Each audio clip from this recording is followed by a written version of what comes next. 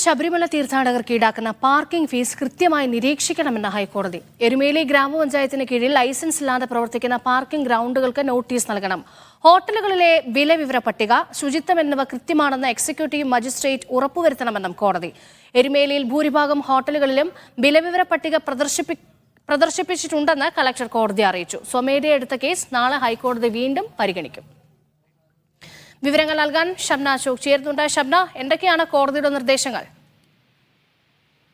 രേഷ്മ, ഈ മണ്ഡല സീസൺ ആരംഭിച്ചതിന് തൊട്ട് പിന്നാലെ തന്നെ തിരക്ക് കണക്കിലെടുത്താണ് ഹൈക്കോടതി വിഷയത്തിൽ സ്വമേധയാ ഇടപെട്ടിട്ടുള്ളത്. ഈ കേസ് ഇന്നും ഹൈക്കോടതി 2 തവണയായി പരിഗണിച്ചിരുന്നു. രാവിലെ പരിഗണിച്ച സമയത്ത് ചില നിർദ്ദേശങ്ങൾ മുന്നോട്ട് വെച്ചിരുന്നു. ഉച്ചയ്ക്ക് ശേഷം പരിഗണിച്ചപ്പോഴും പാർക്കിങ്ങുമായി ബന്ധപ്പെട്ട കാര്യങ്ങളാണ് കോടതി കൂടുതൽ ഊന്നൽ നൽകിയിട്ടുള്ളത്. പ്രത്യേകിച്ച് എരുമേലി ഗ്രാമപഞ്ചായത്തിന് കീഴിൽ പ്രവർത്തിക്കുന്ന പല സ്വകാര്യ പാർക്കിംഗ് സെന്ററുകളിൽ നിന്നും അമിതമായ അയ്യപ്പ ഭക്തരുടെ ഇടയിലേക്ക് ഫീസ് ഈടാക്കുന്നുണ്ട് എന്നുള്ളതായിരുന്നു പരാതിയായിട്ട് വന്നിട്ടുണ്ടായിരുന്നത്. അത് ഹൈക്കോടതി രജിസ്ട്രിക്ക് ലഭിച്ച പരാതിയിലും അക്കാര്യം പറഞ്ഞിട്ടുണ്ടായിരുന്നു. അതുകൊണ്ട് ഇക്കാര്യത്തിൽ ഈ എരുമേലി ഗ്രാമപഞ്ചായത്തിന് സ്വമേധയാ കോടതി രാവിലെ കക്ഷി ചേർത്തിരുന്നു. ഇന്ന് ഉച്ചയ്ക്ക് ശേഷം അവർക്ക് വേണ്ടി അഭിഭാഷകൻ ഹാജരായിക്കൊണ്ട് ഈ പാർക്കിംഗ് ഫീസ് നിയന്ത്രിക്കാമെന്നുള്ള കാര്യം കോടതി അറിയിച്ചിട്ടുണ്ട്. ഒപ്പം തന്നെ ഇവിടെ പാർക്കിംഗ് ഗ്രൗണ്ടുകൾക്ക്, അതായത് ലൈസൻസ് ഇല്ലാതെ പ്രവർത്തിക്കുന്ന പാർക്കിംഗ് ഗ്രൗണ്ടുകൾക്ക് നോട്ടീസ് നൽകാനുള്ള നിർദ്ദേശം കൂടി കോടതി നൽകിയിട്ടുണ്ട്. ഒപ്പം പല സ്ഥലങ്ങളിലും ഹോട്ടലുകളിലെ വില വിവര പട്ടിക പ്രദർശിപ്പിക്കുന്നില്ല എന്നുള്ള പരാതി കോടതിക്ക് എത്തിയിരുന്നു. അതുകൊണ്ട് അക്കാര്യത്തിൽ കൃത്യമായ നിരീക്ഷണം ഉണ്ടാകുമെന്ന് കളക്ടർ അറിയിച്ചിട്ടുണ്ട്. മാത്രമല്ല,